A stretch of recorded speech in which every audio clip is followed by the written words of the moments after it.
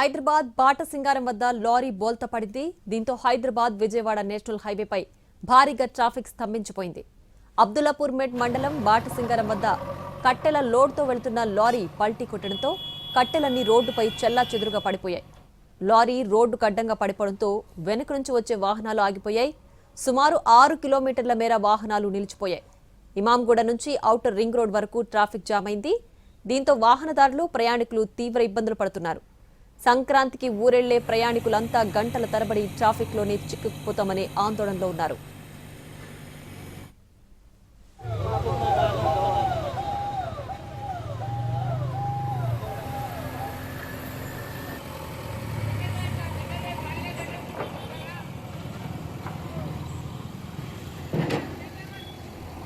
హైదరాబాద్ బాటసింగారం వద్ద లారీ బోల్తా పడింది. దీంతో హైదరాబాద్ విజయవాడ నేషనల్ హైవేపై భారీగా ట్రాఫిక్ స్తంభించిపోయింది. అబ్దుల్లాపూర్ మెట్ మండలం బాటసింగారం వద్ద కట్టెల లోడ్తో వెళుతున్న లారీ పల్టీ కొట్టడంతో కట్టెలన్నీ రోడ్డుపై చెల్లాచెదురుగా పడిపోయాయి. లారీ రోడ్డుకు అడ్డంగా పడిపోవడంతో వెనుక నుంచి వచ్చే వాహనాలు ఆగిపోయాయి. సుమారు 6 కిలోమీటర్ల మేర వాహనాలు నిలిచిపోయాయి. ఇనాంగూడ నుంచి ఔటర్ రింగ్ రోడ్ వరకు ట్రాఫిక్ జామ్ అయింది.